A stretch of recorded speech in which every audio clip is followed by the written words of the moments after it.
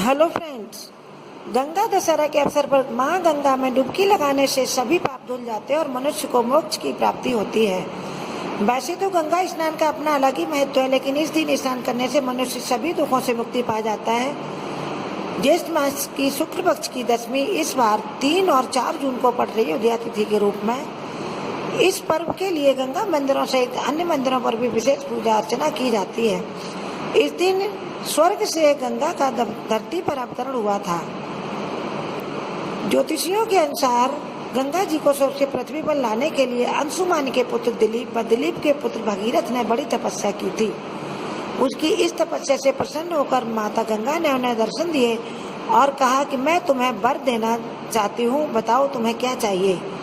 तभी राजा भगीरथ ने बड़ी विनम्रता से कहा कि आप मृत्यु लोक में चलिए, मुझे आपकी जरूरत है, क्योंकि मेरे पुरखे कपिल मुनि के श्राप से भस्म हो गए थे, इसलिए उन्हें आपको मोक्ष प्रदान करना है।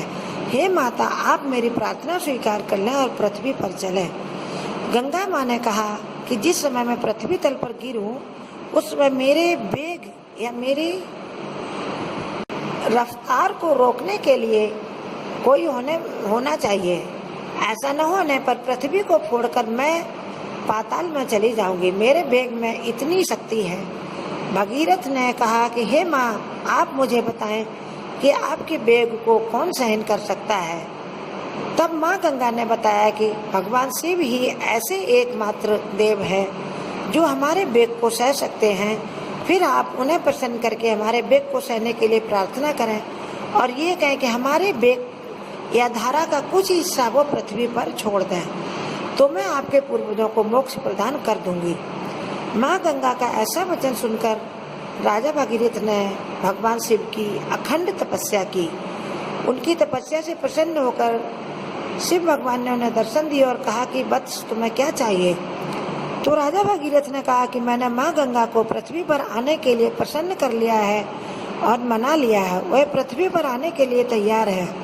हे प्रभु, आप उनके वेग को सहन करें और उसका थोड़ा सा जल पृथ्वी पर भी पहुंचा दें, जिससे पृथ्वी वासियों को मोक्ष मिले और हमारे पूर्वजों या पुरखों को भी मोक्ष मिले।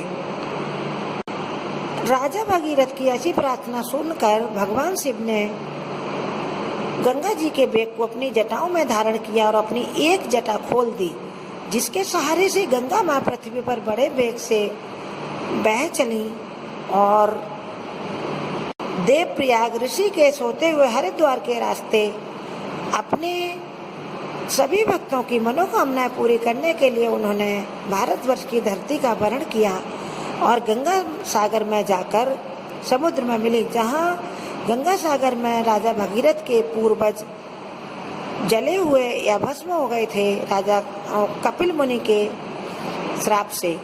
तो जब गंगा माँ वहाँ पूरी भारतवर्ष की पृथ्वी को अपने वेग से धोती हुई, पुण्य करती हुई, पावन बनाती हुई गंगा सागर पहुँची, तो राजा भगीरथ के सभी पूर्वज जो भस्म हुए पड़े थे वह मोक्ष को प्राप्त हो गए। तो गंगा माँ के पावन जल को स्पर्श करने का इतना बड़ा महत्व है। अतः आप सब गंगा स्नान करें और माँ के आशीर्वाद को प्राप्त करें और माँ गंगा आपको हर तरह से फलने फूलने का आशीर्वाद देंगी और आपके आने वाले सभी पीढ़ियाँ भी माँ गंगा के आशीर्वाद से युक्त रहेंगी। ऐसा सुनहरा मौका अपने हाथ से न जाने दें। गंगा तट पर जाएं, माँ गंगा का स्नान करें।